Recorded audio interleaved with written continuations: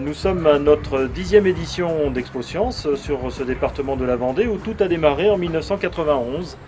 Et nous nous étions inspirés lorsque nous avons débuté de l'expérience de l'année internationale de la jeunesse en 1985 en France, où les associations et les fédérations de jeunesse et d'éducation populaire avaient lancé une première manifestation sur la culture scientifique et technique.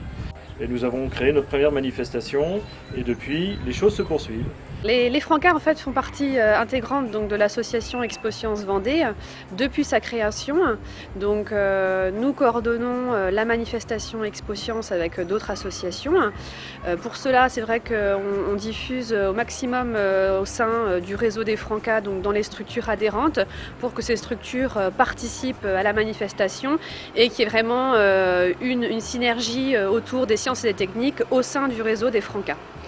On propose aussi donc, en amont de la manifestation ExpoScience donc, des formations autour de la démarche scientifique et de la découverte des sciences et des techniques. Donc c'est un animateur des Francards qui mène ces formations-là en amont.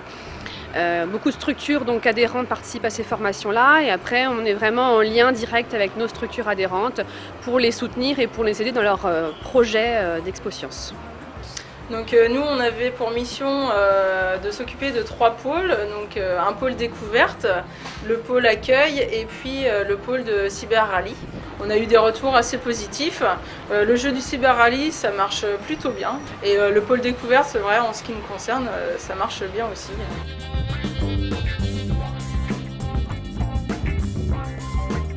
Le fond de notre projet, c'est quoi? C'est de considérer qu'aujourd'hui, l'éducation des enfants et des jeunes ne peut pas exclure tout ce qui environne quotidiennement les enfants sur les sciences et les techniques et leur application au quotidien.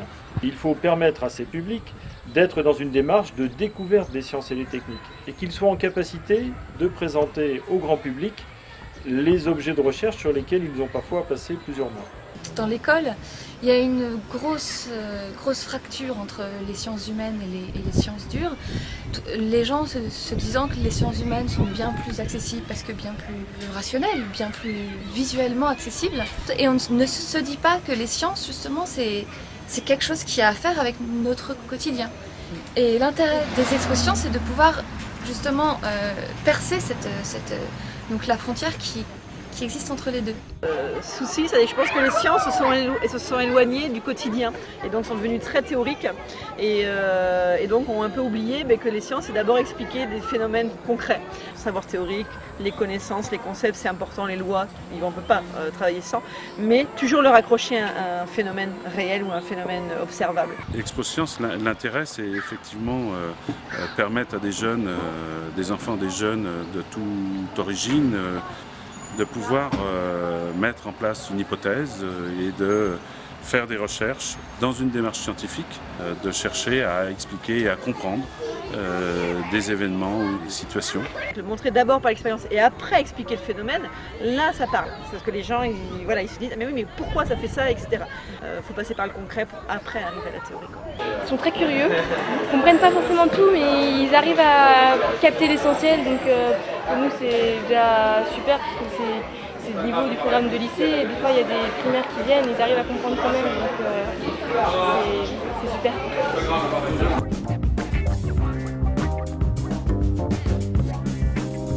Il ne faut pas attendre d'être au collège ou au lycée pour être curieux. Il faut développer une aptitude à la curiosité et au fait d'interroger l'environnement dans lequel on vit et les personnes qui sont dans son environnement. Notre prétention, c'est d'accueillir sur une ExpoScience des enfants à partir de 3 ans, et c'est l'âge que nous nous sommes donné ensemble nationalement, jusqu'à 25 ans. Nous avons souhaité valoriser l'ensemble des lieux d'éducation. C'est-à-dire qu'il y a à la fois des projets qui sont issus des établissements scolaires, de la maternelle à l'université, et pour moitié, sur nos ExpoScience en Vendée depuis 1991, pour moitié, des projets issus des structures de loisirs que sont les accueils post- et périscolaires, les centres de loisirs, les clubs de jeunes ou parfois des clubs scientifiques. Alors le principe d'ExpoScience, c'est nous on a choisi un rythme de tous les 2 ans, donc 1 an avant l'opération, on invite les enseignants à mettre en place un projet et tout au long de ce projet-là, on les accompagne jusqu'à l'aboutissement de cette manifestation. puis après, on leur propose aussi de continuer leur recherche par un système de valorisation qu'on essaye de mettre en adéquation avec leur projet. Pour Exposcience donc 2012, nous sommes à 22 projets d'enfants et de jeunes présentés, donc 11 qui proviennent du monde scolaire et 11 des structures de loisirs. On a une thématique autour des petites bêtes et chaque structure après a développé une thématique bien particulière autour des petites bêtes comme les gendarmes, les abeilles, les libellules. Nous avons aussi différents projets autour de la robotique. Peut-être que cette thématique-là est venue aussi d'une formation qu'on a proposée aux porteurs de projets en amont sur la robotique.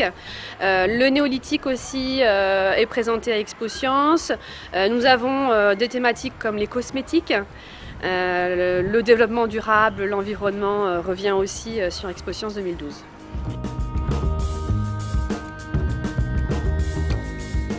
Alors le jury donc, a lieu aujourd'hui, donc vendredi, 12 membres du jury, avec 3 collèges en fait, donc un collège scientifique, un collège pédago et un collège société civile, donc à parité hommes-femmes.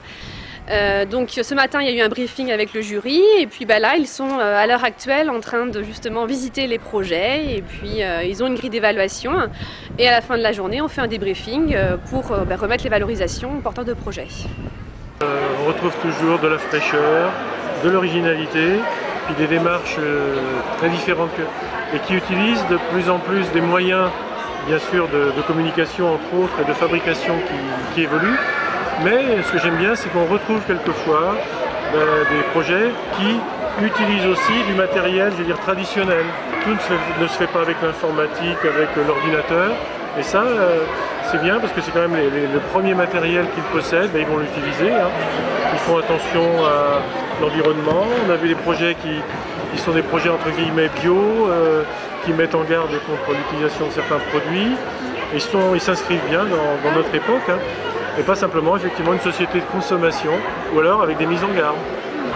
Et puis en même temps bien sûr, cette prise de conscience, ils la transmettent.